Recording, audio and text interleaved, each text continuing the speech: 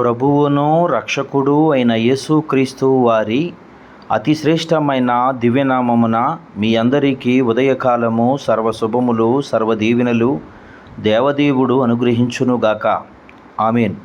దేవుని బిడ్డలారా, ఈరోజు 4వ తారీఖు ఫిబ్రవరి నెల 2025వ సంవత్సరము. ఈరోజు ధ్యానాంశము క్లుప్త ప్రార్థనలు. దేవుని బిడ్డలారా, దైవ గ్రంథములో దేవుడు కొంతమంది భక్తులు చేసినటువంటి క్లుప్త ప్రార్థనలు నేటి దినమందు ధ్యానాంశము.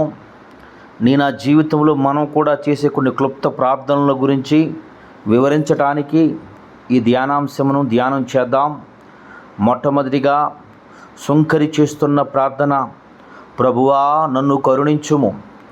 లూకాసు సువార్త 18వ అధ్యాయము 13వ వచనములో సుంకరి చేస్తాడు ప్రార్థన, ప్రభువా నన్ను కరుణించుమని. రెండవ ప్రార్థన పేతురు గారు చేసినటువంటి ప్రార్థన, మత్తయి సువార్త 14వ అధ్యాయము 30వ వచనము, ప్రభువా నన్ను రక్షించుము.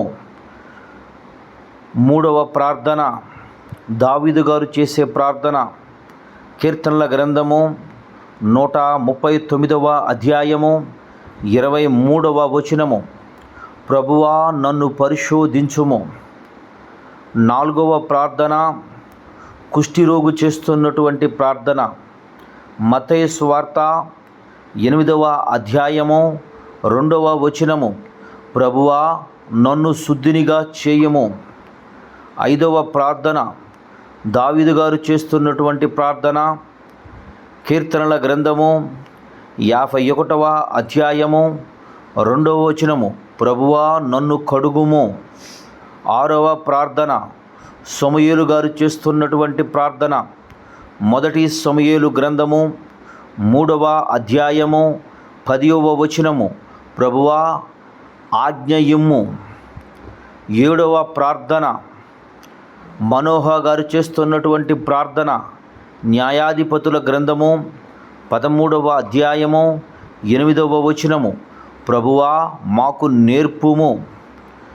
ఎనిమిదవ ప్రార్థన ప్రభువైన యేసుక్రీస్తు వారు శిష్యులు చేస్తున్నటువంటి ప్రార్థన, లూకాసు సువార్త 11వ అధ్యాయము 1వ వచనము, ప్రభువా ప్రార్థన నేర్పుము.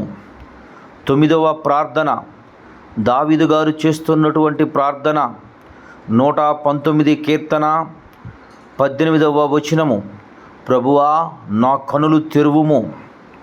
10వ ప్రార్థన కానాను స్త్రీ చేస్తున్నటువంటి ప్రార్థన, మత్తయి సువార్త 15వ అధ్యాయము 25వ వచనము, ప్రభువా నాకు సహాయము చేయుము. 11వ ప్రార్థన సంసోను గారు చేస్తున్నటువంటి ప్రార్థన, న్యాయాధిపతుల గ్రంథము 16వ అధ్యాయము 28వ వచనము, ప్రభువా నన్ను బలపరచుము. 12వ ప్రార్థన సిలువుపై దొంగ చేస్తున్న ప్రార్థన, లూకాసు సువార్త 23వ అధ్యాయము 42వ వచనము, యేసు నన్ను జ్ఞాపకము చేసుకొనుము. 13వ ప్రార్థన మోషే గారు చేస్తున్నటువంటి ప్రార్థన, నిర్గమకాండము 33వ అధ్యాయము 18వ వచనము, ప్రభువా నీ మహిమ నాకు చూపుము. 14వ ప్రార్థన అపోస్తుడైనటువంటి పౌలు గారు చేస్తున్నటువంటి ప్రార్థన, అపోస్తుల కార్యములు 22వ అధ్యాయము 10వ వచనము, ప్రభువా నేనేమి చేయవలెను. 15వ ప్రార్థన ప్రవక్త అయినటువంటి యెషయా గారు చేస్తున్న ప్రార్థన, యెషయా గ్రంథము 6వ అధ్యాయము 8వ వచనము, ప్రభువా నన్ను పంపుము. సుంకరి చేసిన ప్రార్థన, పేతురు చేసినటువంటి ప్రార్థన, దావీదు గారు చేసినటువంటి ప్రార్థనలు, కుష్ఠిరోగు చేసినటువంటి ప్రార్థన, సమూయేలు గారు చేసినటువంటి ప్రార్థన, మనోహ గారు చేసిన ప్రార్థన, శిష్యులు చేసిన ప్రార్థన, కానాను స్త్రీ చేసిన ప్రార్థన, సంసోను గారు చేసిన ప్రార్థన, సిలువుపై దొంగ చేసిన ప్రార్థన, మోషే గారు చేసిన ప్రార్థన, పౌలు గారు చేసిన ప్రార్థన, యెషయా గారు చేసిన ప్రార్థన దేవుడు అంగీకరించారు. క్లుప్త ప్రార్థన కొద్ది నిమిషములు క్లుప్తంగా చేసినటువంటి ప్రార్థనకు జవాబు పొందుకున్నారు. సహోదరుడా, ప్రతి క్షణము, ప్రతి నిమిషము, ప్రతి పనిలో దేవుని వైపు నీ హృదయం తిప్పి క్లుప్త ప్రార్థనలు చేసుకొని నీ జీవితంలో కూడా ఆశీర్వాదాలు, దీవెనలు పొందుకుని ఆయనలో నిలబడు భాగ్యము దేవుడు మీకు అనుగ్రహించునుగాక. ఆమేన్. తండ్రి, నీకు వందనాలు, స్తోత్రములయ్యా.